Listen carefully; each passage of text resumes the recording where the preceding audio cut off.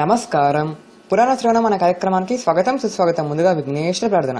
మోచకలామృతం విష్ణుం శిశువర్ణం శిరుభుజం ప్రసన్నవదనం ధ్యాయేత్ సర్వవిఘ్నోపశాంతయే. అగజానన పద్మార్కం గజాననమాన్ శివాంతభక్తానాం గంధభాస్మహే. వక్రతుండ మహాకాయ కురుసుదత ప్రభా నిర్విఘ్నం కుర్మే దేవా సర్వకార్యేషు సర్వదా.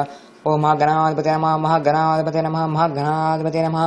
ఓం గంగణపతే నమో నమః గంగణపతే నమో నమః గంగణపతే నమో నమః.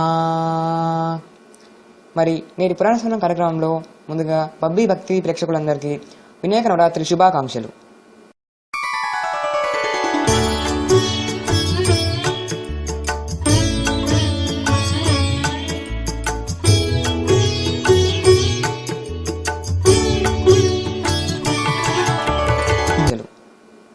మరి నేటి పురాణ శ్రవణం కార్యక్రమంలో ముందుగా మహాదేవాయ నమఃలో గణపతిని స్మరించుకోండి.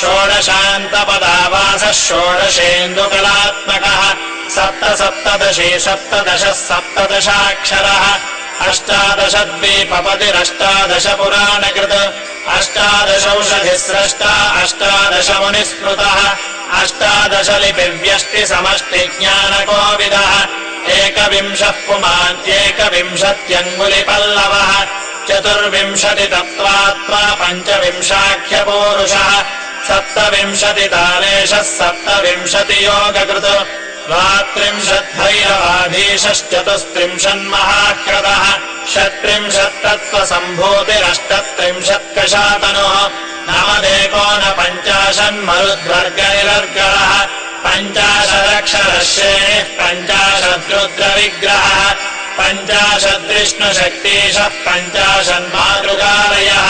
द्विपञ्चाशद्वपुःश्रेणिस्त्रिषष्ट्यक्षरसंश्रयः चतुष्षष्ट्यर्णनिर्णेता चतुष्षष्टिकलानिधिः चतुष्षष्टिमहासिद्धयोगिनी वृन्दवन्दितः अष्टषष्टिमहातीर्थक्षेत्रभैरवभावनः चतुर्नवतिमन्त्रात्मा षण्णवत्यधिकप्रभुः शतानन्दः शतमखः शतपत्रायते क्षणः शतानेकः शतधृतः शतधारवरायुधः सहस्रपत्रनिलयः सहस्रफणिभूषणः सहस्रशीर्षा पुरुषः सहस्राक्षः सहस्रपात् सहस्रनाम संस्तुत्यः सहस्राक्षबलावहः हरमण्डलसाहस्रफणिराजकृतासनः दशसाहस्रफणाभृत्फणिराजकृतासनः अष्टाशीतिसहस्रौघमहर्षिस्तोत्रयन्त्रितः महाकायो महात्मापि चण्डिलश्चेष्टदोरसः ఆధారోసౌ.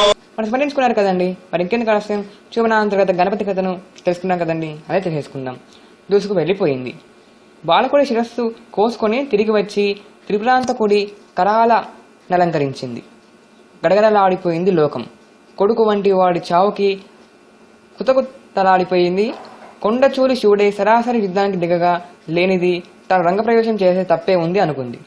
ఆమె ఆవేశం నుండి అగణితమైన శక్తులు ఆవిర్భవించాయి. కలాలి, కుబ్జక, ఖంజ, లంబ, శీర్ష మొదలైన మహాశక్తులు దొరికిన వాళ్ళని దొరికినట్లుగా చెప్పరించేస్తుంటే ఏం చేయాలో పాడుపోలేదు దేవతలకి. శివుడంతటి వాడు శక్తి విభృంజనను చిత్తగిస్తుండిపోయాడే తప్ప చిటమంతా కూడా వేధించలేదు. చివరికి దేవతలంతా కలిసి నారదాది ఋషులకు అమ్మవారి దగ్గరకు పంపారు. ఆవిడని శాంతింపజేయమన్నారు.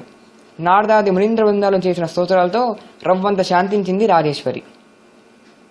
నా కుమారుడైన బాలుణ్ణి పునర్జీవితుణ్ణి చేస్తేనే నా శక్తియే గణాలని వెనక్కి తీసుకుంటానని మాత్రం చెప్పింది.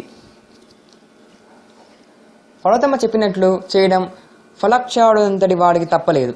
సరే, ఉత్తర దిశగా వెళ్ళి తొలిగా ఏ జంతువు కనిపిస్తే దాని తల తిండి, అని ఆజ్ఞాపించాడు శివుడు. ఈ లోపల ఆ బాలుని ముండానికి స్నానం చేయించారు. పూజా ద్రవ్యాలతో అలంకరించారు. ఉత్తరానికి వెళ్లిన వారు ఒక ఏనుగు తలను తెచ్చారు. దాన్ని ముండానికి అతికారు.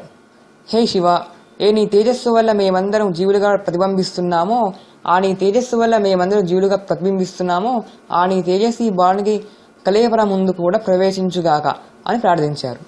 అనుగ్రహించాడు రుద్రుడు. తక్షణమే నిద్రలేచిన వారిలా ప్రాణి అయినాడు బాలకుడు. శిరస్సు ఒక్కటి ఎలుగున్నది పేరుగాని తక్కిన శరీరమంతా ఎర్రని రంగుతో వెలిగిపోతుంది. ఆ బాలకుణ్ణి అమ్మవారు చూపించారు. అల్ప సంతోషిని అమ్మవారు. గజముఖుడైనగైతేనే తన బిడ్డ పునర్జీవితుని కావడమే చాలనుకుంది. శాంతించింది. ప్రపంచానికి గండం గడిచింది. చూసారు కథ.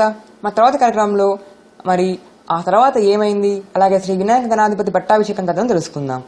అంతవరకు నమస్కారం.